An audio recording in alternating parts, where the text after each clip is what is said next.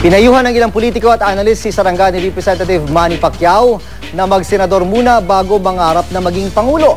Pero para sa kanyang business manager, marami nang napatunayan si Pacquiao bilang isang mambabatas. May news to go si Steve Dailisan. Tiyak daw nakapanapanabik ang magiging laban ng pambansang kamao Manny Pacquiao at Amerikanong si Brandon Rios.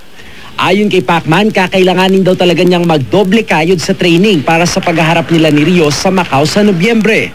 It's gonna be a good fight because Rios he'll have to fight toe-to-toe and he'll have action in the ring. Si Rios naman ngayon pa lang sigurado na raw sa kanyang panalo. I'll be ready. I'll be 100% health, 100% mental and physically ready. Matapos ang press con ng dalawang boksingero, bumisita naman sila sa pamosong Great Wall of China sa Beijing. Sa eksklusibong panayam ng Agence France Presse kay Pacquiao, inamin ng pambansang kamao na pinag-iisipan niyang tumakbong presidente ng Pilipinas sakaling magretiro na siya sa boxing.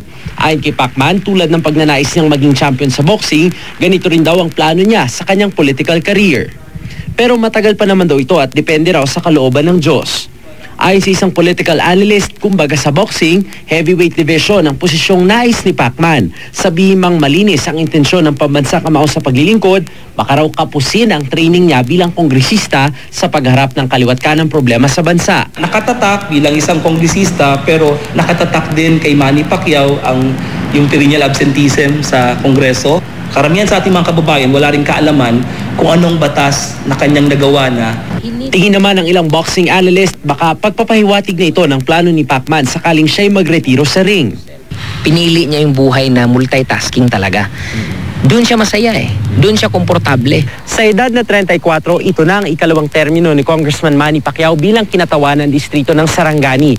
Pagsapit ng taong 2016, pwede pa siyang tumakbo ng isang beses bilang kongresista para kumpletuhin yung kanang ikatlo't huling termino. Pero kung ninanais naman niyang maging senador, pwede na rin dahil pasok na siya dun sa 35 years old na age requirement. 38 years old na kasi si Congressman Pacquiao pagsapit ng taong yun. Pero kung nag-aambisyon siyang maging Pangulo, hindi pa uubra at kakailanganin niyang mag-antay hanggang 2022 dahil may 40 years old na age requirement ang posisyong ito. Si House Speaker Sonny Belmonte may payo kay Pacman.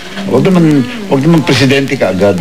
Mag-senador muna. Kung ang business manager naman daw ni Pacman ang tatanungin, marami nang napatunayan ng People's Champ bilang mambabatas. Sa pagbubukas ng 16th Congress, nakapagpasa na rin daw siya ng mga panukalang batas na may kinalaman sa sports at kalusugan. Nag-a-absent lang daw si Pacman tuwing meron siyang training sa kanyang laban at ipinagpapaalam naman daw niya ito sa liderato ng Kamara. Steve Dailisan, GMA News.